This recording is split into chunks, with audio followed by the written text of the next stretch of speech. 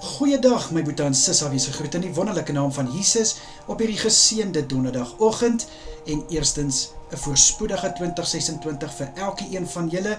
Mag hierdie jaar 'n jaar wees om te onthou en hoe anders begin ons hierdie jaar as in 'n gebed. Here, baie dankie vir die voorreg om nog 'n jaar te betree.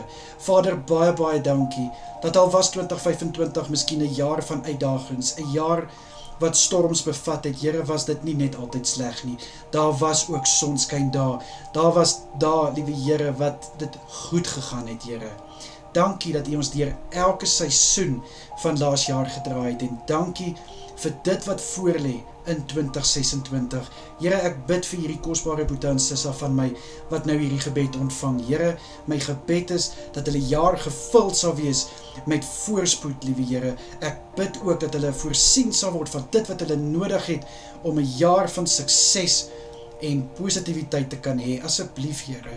Vader, my gebed is dat hulle geseën sal word in dit wat hulle gaan doen hierdie jaar.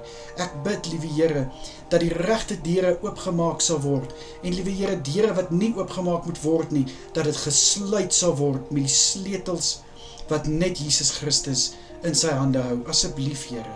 Vader, ek bid dat die goedheid en die guns sal sigbaar wees in my boetie en sissa se lewens deur hierdie jaar.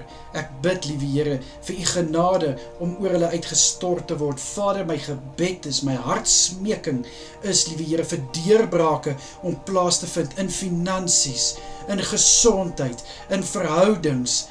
Asseblief, Here, werksgeleenthede, nuwe geleenthede. Ek bid, liewe Here, dat liewe Here, hulle in oorvloed voorsien sal word. Asseblief, liewe Here, ek bid dat hierdie jaar 'n jaar sal wees van getuienisse, 'n jaar wat Jesus Christus se krag en mag verkondig word in alle aspekte, orals in Jesus Christus naam.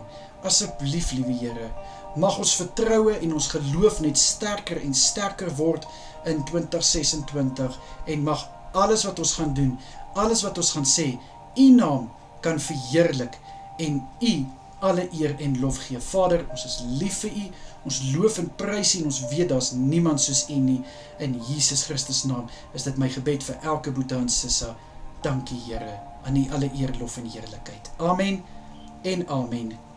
Mag julle elkeen 'n baie lekker dag hê. Geniet hierdie dag, julle wat nog met verlof is, geniet dit en mag julle verfris en versterk weer julle werk aanpak en binnekort bid ons elke dag weer lekker saam. Totsiens julle, bye bye.